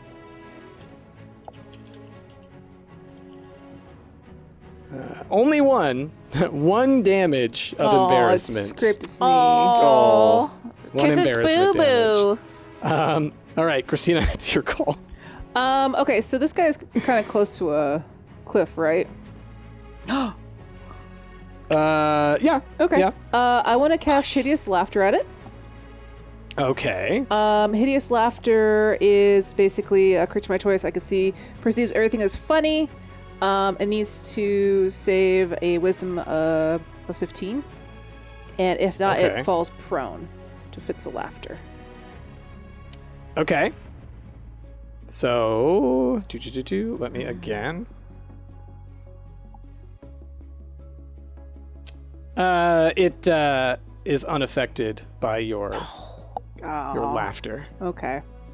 Well, then, because I have up to 2 attacks, I am going to try to attack it, but I want to knock its little poison dagger out of its hand. So I don't want to get poisoned again. Okay. I feel like that's more of a grapple kind of move, but you're trying to hit like the hand. I'm trying to hit the hand to Okay. prevent it from attacking So me that's again. going to be a higher AC is what we're going to say, because you're aiming for a small target.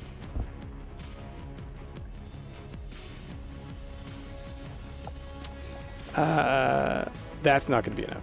Okay. But does the attack still hit it, though?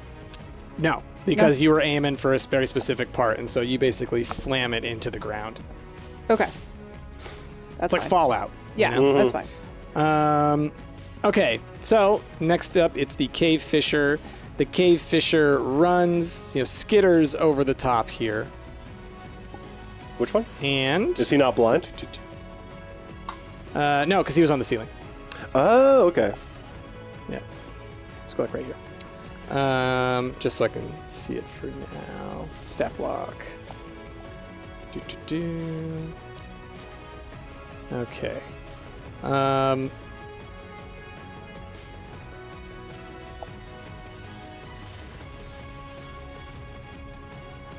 Okay.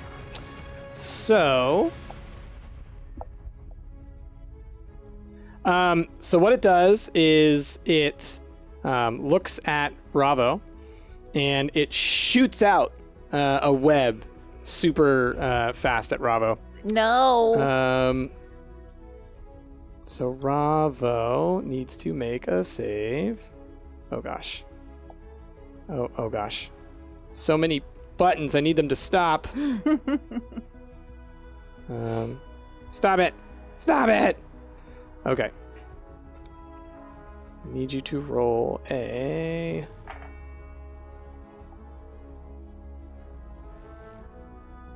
was not good. Let's see.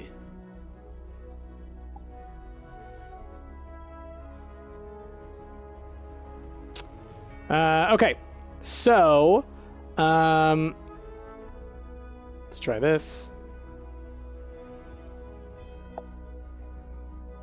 Okay. All right. So, it shoots out this filament, this webbing at Ravo, and it kind of like wraps Ravo up, and so Ravo is suddenly kind of in this web and being slowly pulled towards the cave spider. But it looks like Ravo is holding his own, so he's kind of like tug-of-warring almost and not quite nudging. So yeah. Then this critter over here that you tried to make laugh a bunch, it wants to hit you again.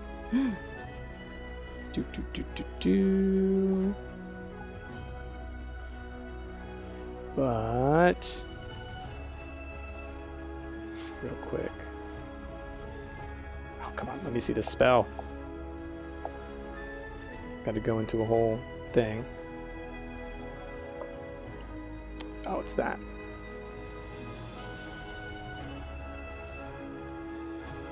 Okay, but instead of doing that, the creature, it starts like chanting, making like some kind of like rhythmic kind of sound, and you actually see the other one start to glow a little bit. It gets kind of a sheen that goes over it, and that's all you know. Okay.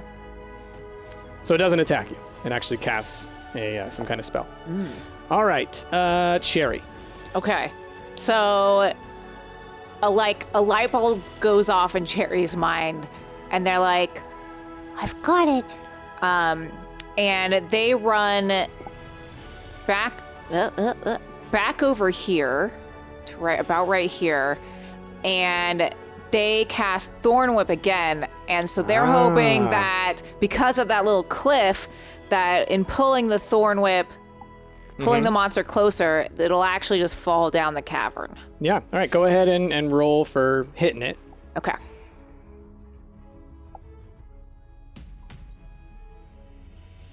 Come on. Please work. Come on. Come on. Take Whoa. Wow. Natural 20. Okay. Hell yeah. Do I even need to roll damage? No, you don't. So you light bulb it, and you Thorn Whip it out there. And like you go to pull it, and it's a spidery type thing. It wants to kind of grip its little legs in and not be able to be pulled off. But when you use your vine whip, you actually kind of wrap its legs together, and you actually hear them crunch. Ooh. And then you yank it off into the void, and you just see it falling, unable to reach out and grab anything. And you just hear a very faint, distant, wet thump. Cherry peeks down a little bit and is like, Whoopsie doodle. and that's the end of my turn. Yeah, that was a good one. All right, Corbin. So I forgot that other spider is on the ceiling. I guess my question is if my cones of damage are affecting both of them. No. He's far enough away to where that cone is not reaching. Like you could maybe aim up and try and hit it, right? But not just the regular cone is not hitting it. And even that's kind of a iffy. Okay, I'm going to. We can get rid of. I'm going to break my concentration. Okay, so you get rid of the square of the square and the cone. Yeah. Oh, wouldn't let me. And then delete. There we go. There. Okay. If I'm before I cast this, if I'm reading this right, I'm going to send it to game log. This indicates that it's a 30-foot square with 120 feet of height, right? Is that what it says? It says 120 feet / 30 feet. No. That's the range. The range is 120 feet. The cube is 30. 30-foot cube. Okay. So is that spider more than 30 feet high? I'd say 30 can hit it. Okay. I'm going to cast this then. I'm going to plop down this cube. There we go. Where did it plop? Way over there. Sure. Okay. Okay. So, both of those need to do a wisdom saving throw, and if they don't, they're charmed. Yep. Okay. Okay, and... Hold on. Gotta have all these things open.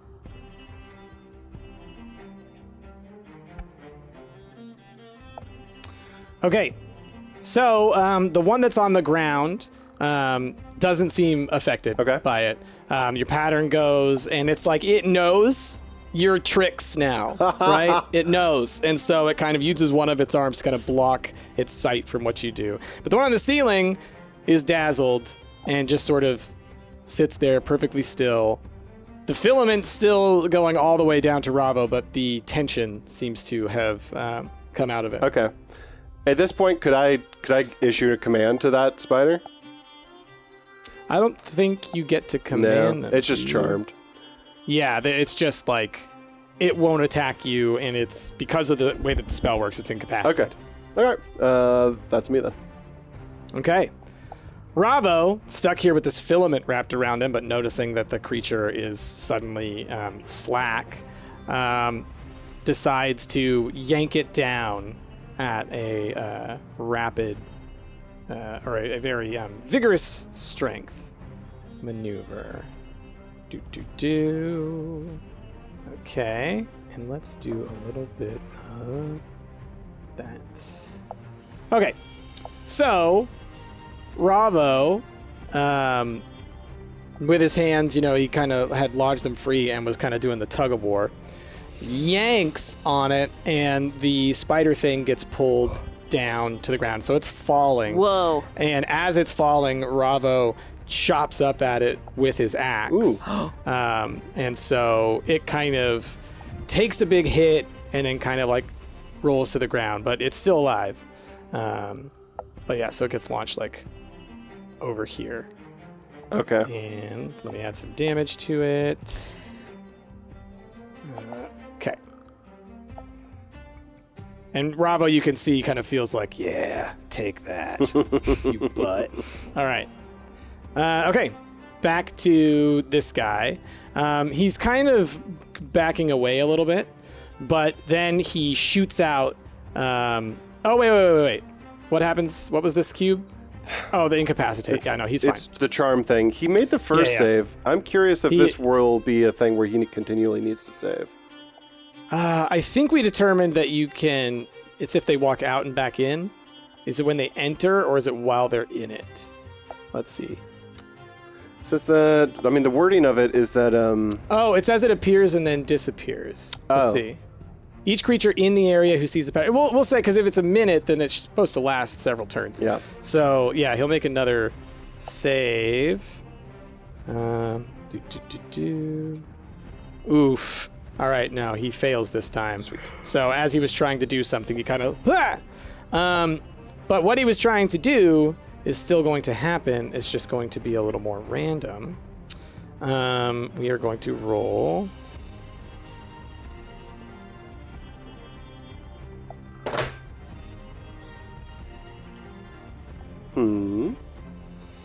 Okay. And it does...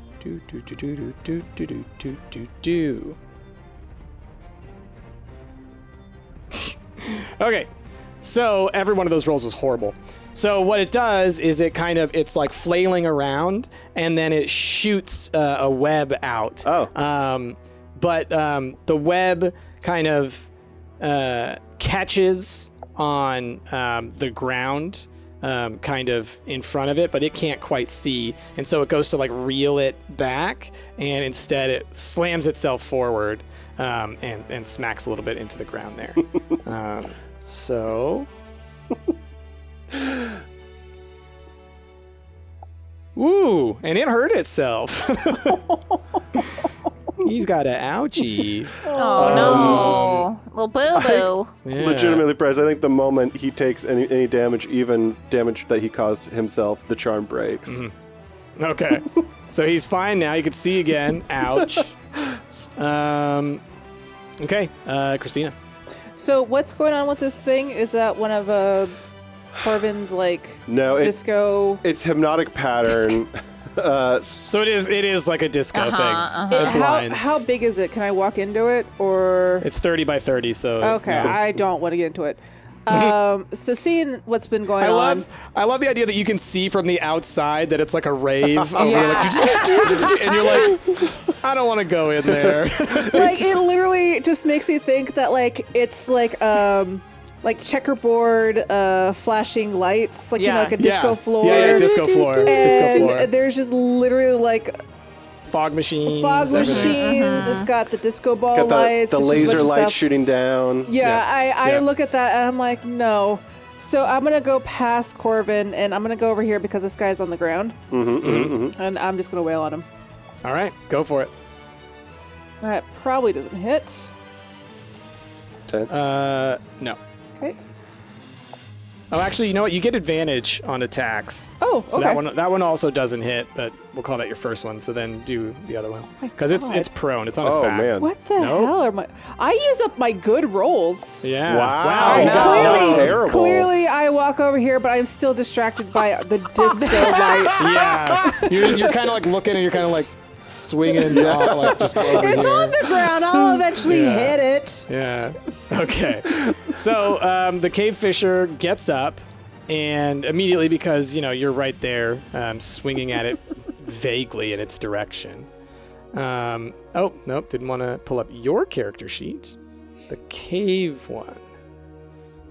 Maybe it's also rocking and trying to get itself back up while I'm trying to hit it. Yeah, it's sort of like wiggled its way back up. So it attacks you with both of its big old claws. Okay. And... Ooh. Of course, it hits me. And it does. So it claws at you, 2 real big ones, and it does 22 damage. Oh, okay. Yeah. Oh, no. Yeah, that was a big hit. So I'm that down was to- a big boy. Down to hit. 10 hit points. Okay, Cherry, Okay. you're up. So, Cherry likes what happened last time, so they're going to do the same thing. So, the way that I imagine the Thorn Whip is they lift up their staff and they sort of almost like the staff turns into the whip, as they're casting it. So, against this the orange spider guy. Gotcha. Casts Thorn Whip to try and embrace that one as well. Embrace the Thorn Whip. Listen, just do it.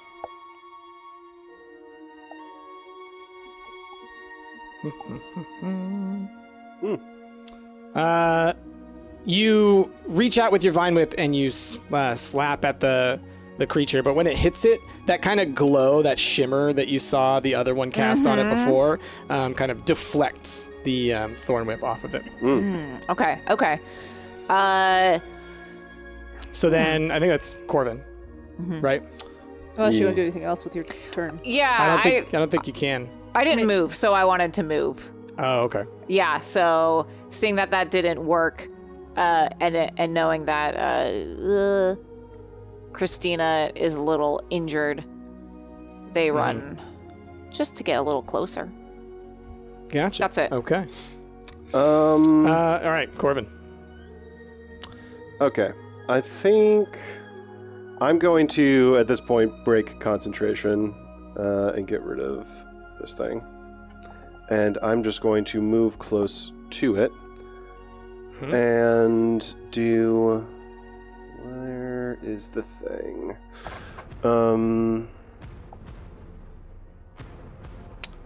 Is it Spirit Shroud? Yeah, I think it's Spirit Shroud. No. Yes? Hold on.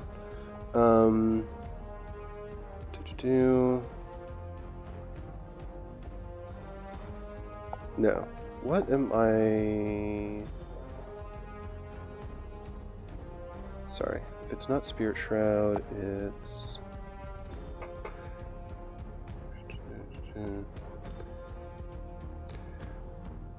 The spirit can... See... Okay. I'm gonna do it anyway, because it sounds cool. So I'm gonna cast Spirit Shroud. Okay. So I'm going to essentially just do a basic attack, and if it hits, I'll deal an extra 1d8. Gotcha. Yeah. That's the gist of it. You're basically using Ghost to hit? Yep. He ain't afraid of no ghosts. Okay, so to hit.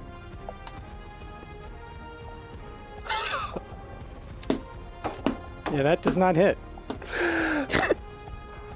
That's a crit fail?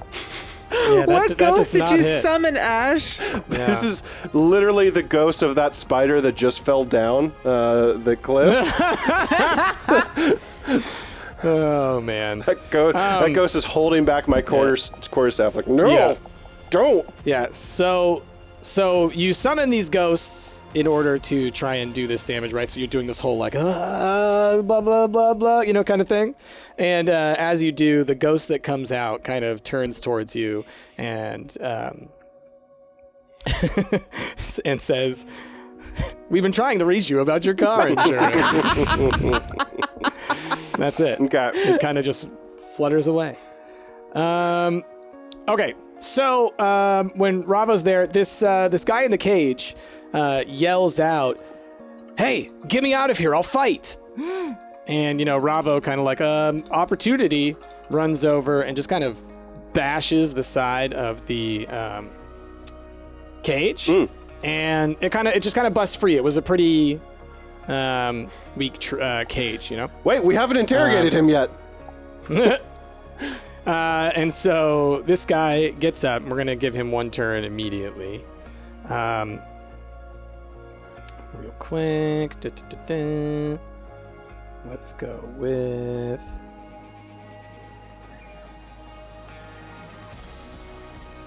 that. Ooh, nice. Okay. Do that. A sec. Nice. Okay, so this guy kind of pops up, and you notice he's got a black cloak that covers pretty much all of him. He's got like a scarf that kind of covers his face. So all you really see in terms of his body is like you can see kind of his eyes and like his hands, and everything else is covered in a cloak where you can see like kind of wraps of armor.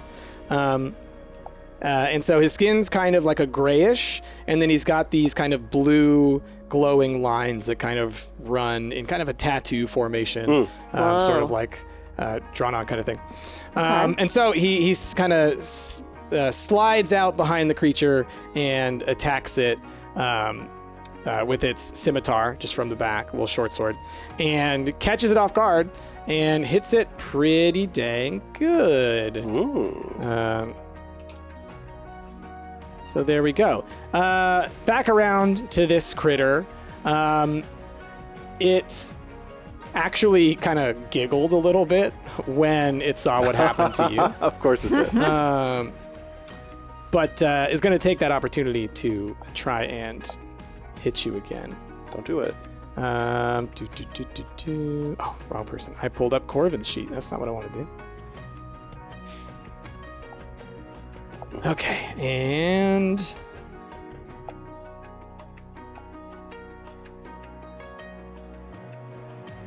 I can't see. It's hidden by the the dice that I rolled is hidden over it, so I don't know what my bonus is. Does it not show up in your game log? No. Well, because it was covering it in the game log. So, like, that's the thing. Like, the dice was covering the game log. Okay, it stabs at you, but it seems like it kind of is, like, pulling back away from it and kind of, like, misses you just barely. Dagger kind of, like, right past you. Okay, and then it's this other guy again. Go ahead. I was going to say, as its little arm gets close to me, I just not anything sassy. I'm just more like, ugh.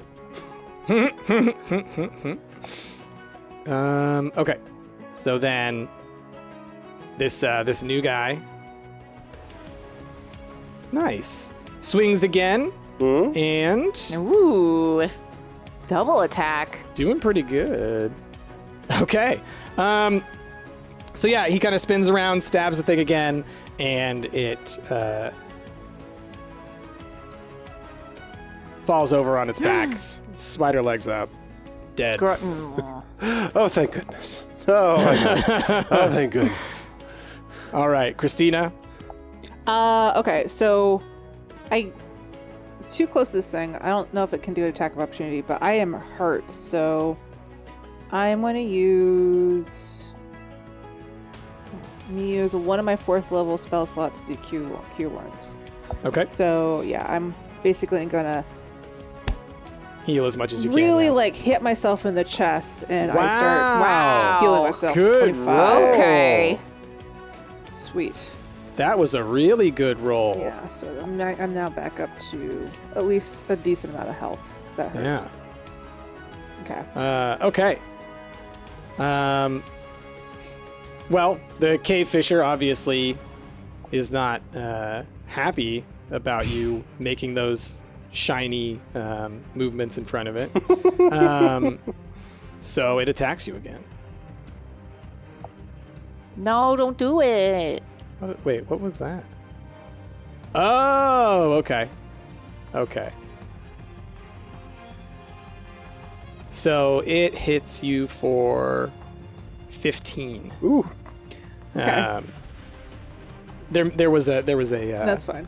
a crit in play there. Just going up okay. and down on the old HP. Yep. Cherry, you're up. Okay. Jazz, what is your HP at? Right now it's at 20. Oh, okay. So It was at 10. So Cherry sees like Christina like be like, ugh, and then she's like, ah, like doing well, and then she's slumped back over. So Cherry like is like, Christina, let me help you, and they cast Cure Wounds. So gonna do it's a D8 plus 5 at first level. Let's get there. Okay, 6. so to heal you for 6. Awesome. Just a little. Yeah. Just a little refreshment. There. Pat, pat. And that's it. Yeah. Corvin, you're up. Okay. I'm going to go over to this guy and cast what I was originally intending to cast last turn, but I forgot. Green Flame Blade, which is a cantrip. Okay. And essentially, with Green Flame Blade, I do a melee attack. Yes. And then, because I'm over 5th level, it's kind of similar to the other thing. It's my normal. We've seen you do it. Yeah. We've seen you do it. So I'm going to attempt to do a normal attack first. Glowing lightsaber staff. Yeah, one of the things that is neat about it that I haven't had the opportunity to do yet is if there's another creature literally right next to it, I can do additional damage to that. Gotcha. That kind of has Whoa. splash damage. Yeah. But Please don't splash me. let's see if I even hit. No. No. You are the worst wizard. Yeah. I'm a wizard. swing I'm at not it? meant to try to hit things. Yeah. You are the swing worst at it, detective and the worst wizard. and you miss, but you kind of cut like the remainder of like the filament that was hanging off of it. Like that's all you do. It just kind of cuts through. Yeah, the web. there's just some web that was kind of hanging towards Ravo, but not really anymore. But I like Oh to my think that you gosh. did it like, you know, like a samurai anime kind of thing where you're like, Oh. and then you see it just kind of the web just kind of With your falls down behind you. All blade. Yep. All right, Ravo's up. Ravo also tries to squeeze in here and attack. Technically, there should be plenty of space around, like because we're supposed to be smaller. So that is what that is. The other thing that I like is that Corvin's doesn't have a bad, like... Oh, those are the wrong I don't have a bad bonus to hit. It's just that, like, we've now established that Corvin just can't hit things. Yes. At least with physical attacks. You're just having a bad day. Listen, we all have it. We all have them. This, every time that Corvin, throughout any of the sessions, has attempted to do any kind of physical attack, it doesn't happen for Corvin. It's amazing. Poor Corbin. Okay, so Ravo runs up and just kind of gets a good slash in on it. It definitely seems like he hit it all right. So who is up next? Oh, the other guy, the guy that I added. Mystery person. Yeah, Let me tattoo see. face. Yes. Tattoo. Jonathan Tattoosman at your service. Okay. Please, that was my father. Let's see.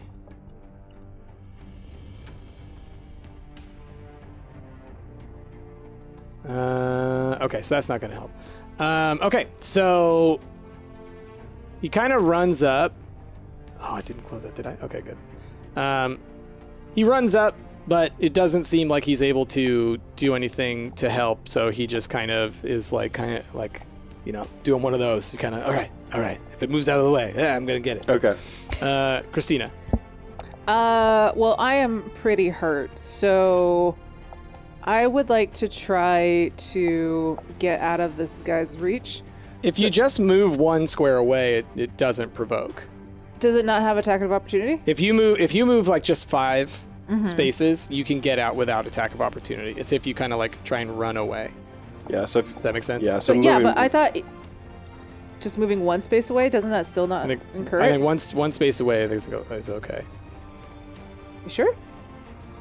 That's what I'm going with. Okay. Well, then I'm gonna back up one space away. Well, okay, here's the thing. My original thing is I want to kick it and then move. Sparta kick it? Okay. I'm gonna... You want to kick it and then move. Okay, so I just looked it up. It is any movement. I don't know why I Yeah. thought it was that. Maybe I was thinking Pathfinder. You want to kick it and then move away. Yeah, I kind of want to kick it just to like disengage it, like try to like kick it away from me. So you're trying to like knock it over or kind of push it back? Push it back. Okay, so we'll treat it kind of like a grapple situation. So go ahead and roll. Let's roll your strength. Okay. Oh, thank God it's something big. We're gonna roll that against that. Okay, he rolled better than you did. So you go to kick it to try and knock it away, and it more just like kind of like pushes its head down a little bit, but it doesn't seem very affected by that. Okay, so if it pushes its head down while I'm trying to kick it, I guess I'm just going to take my sword and stab it where it's kind of shown me its back. Okay. Boop. Okay. Go ahead and roll for damage. Nice. Okay. Get a pretty good hit in on it. It's not feeling so good. That'll go down to that number. I'm doing my basic math, y'all, in my head. I pulled out a calculator a long time ago. So it, upon seeing this dude over here, the cave fisher tries to kind of dash around and get over to him. Like it's like disengaging from you and it's going over there. So go ahead and do an attack of opportunity because it did walk away from you. So you just stabbed at one and it just started to run. You can hit it. Nope. So you slashed at it, but you missed again. It's like that time when you were like, huh? Okay. So then, the cave spider ran over there, and it attacks at this guy. It tries to web this guy. So I gotta do that. Do.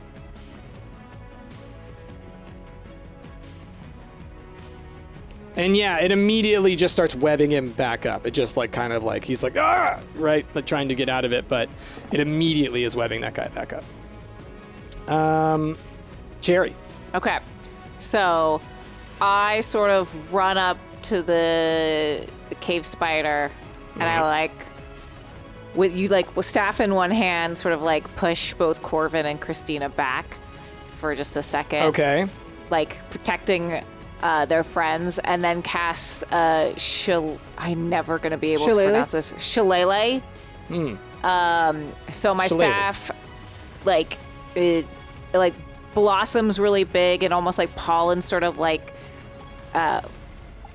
Flows out of floating, it, flowing out of it, and then I bop it on its head, Okay. or at least attempt to. Let's see. And you got a pretty good modifier. Ooh. Oh yeah. Yeah, that'll Okay. hit. All right, roll your damage. And that's bludgeoning. I'm not sure if that makes Okay. a difference for their like exoskeleton or anything. You squish it. It's, And does it do like bonus damage, or is that just it's your... a 1d8 plus 5. So I did. No, it just basically what it does is it uses my wisdom to hit. Oh, gotcha. instead of Gotcha, strength. Gotcha. Yeah. So it does 13 damage. Yeah.